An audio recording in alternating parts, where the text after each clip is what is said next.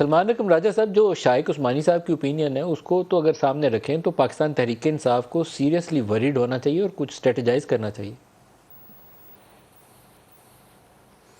نہیں، یہ یقیناً سیریس معاملہ ہے، اس کو بالکل سنجیدگی سے لینا چاہیے. اور جو میں نے عرض کیا کہ فراخ دلی جو ہے یہ عدالت کا ایک رویہ ہے، کوئی عدالت پر یہ لازم چیز نہیں ہے.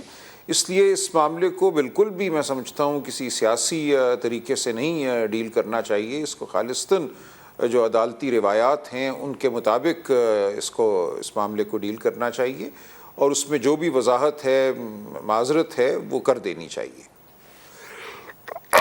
شائق عثمانی صاحب کے جو جملے تھے وہ ان کو اگر آپ نے اچھے سے سنا وہ تو ان کو لگتا یہ ہے، ان کا تاثر یہ ہے کہ اب کانٹیمپٹ کے اندر معافی کی گنجائش نہیں ہے، تو سزا کا امکان زیادہ انہیں نظر آتا ہے. بڑا سنجیدہ لگا مجھے ان کا جو جملہ تھا کہ یہ بہت سیریس میٹر ہو گیا. آپ کو بھی ایسے ہی لگتا ہے کہ سزا لازم ہو گئی ہے؟ نہیں، دیکھیں، معافی کا امکان ہمیشہ ہوتا ہے، یہ عدالت کی مکمل ثوابدید ہے.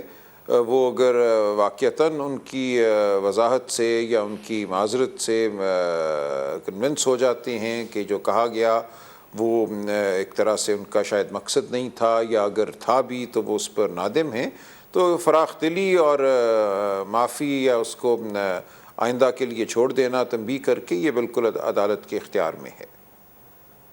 تو راجہ صاحب، آپ تجویز کرتے ہیں عمران خان کو کہ وہ اظہار ندامت کرتے ہوئے اپنے بیان کی وضاحت بھی کر دیں اور معافی مانگ لیں عدالت سے، تاکہ معاملہ یہیں سنبھالا جائے، نہیں تو امپلیکیشنز اس کی بہت زیادہ ہو سکتی ہیں.